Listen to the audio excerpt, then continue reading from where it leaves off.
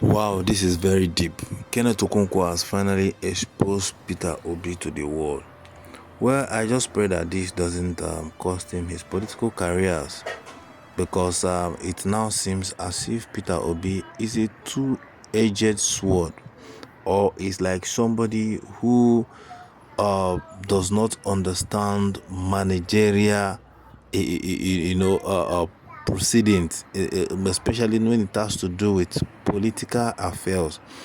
As if P2B is not too grinded, and he doesn't want to really take advice from some persons that is supposed or meant to take advice from. Well, I don't want to conclude. I just want you to watch this video to the end and share your opinion on the comment sections as well.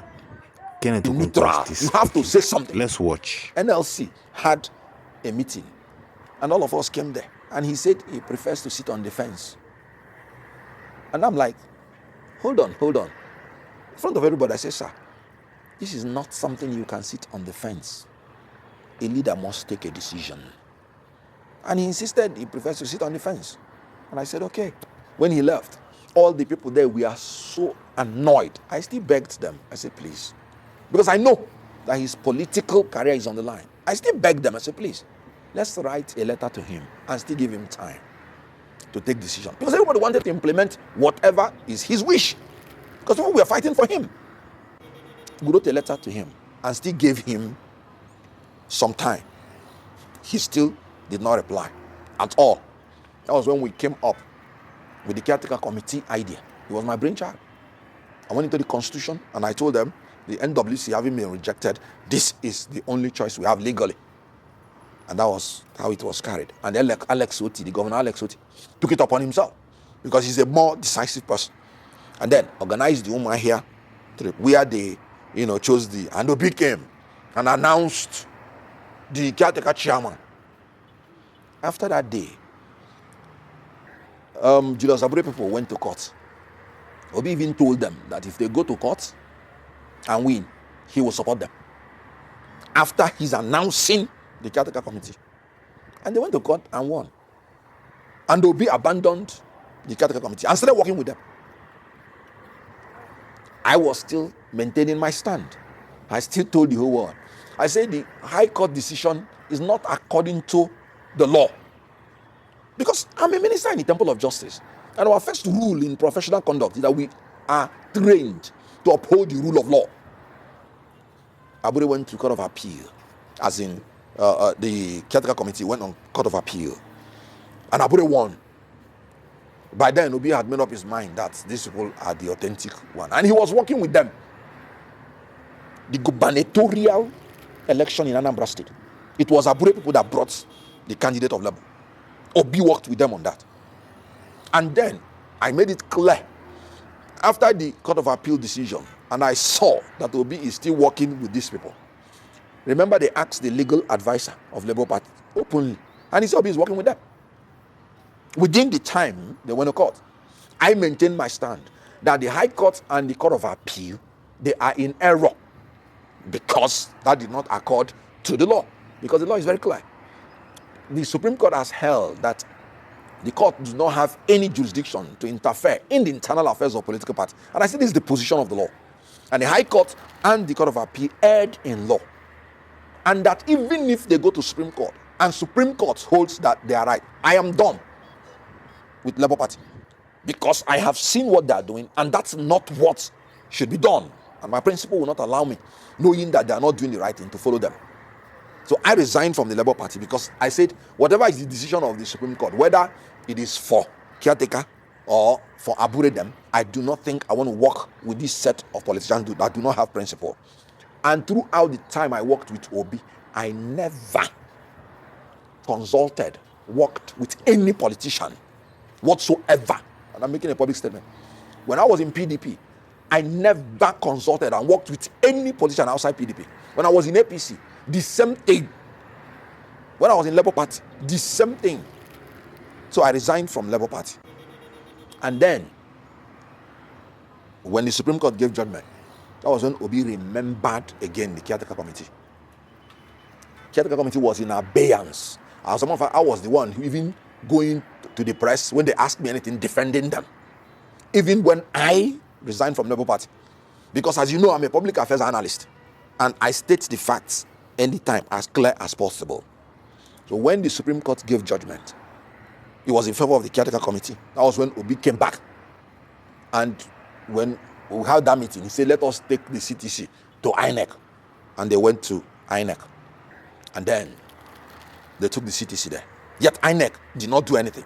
INEC was delaying. And since then, what has he done? So the issue here is that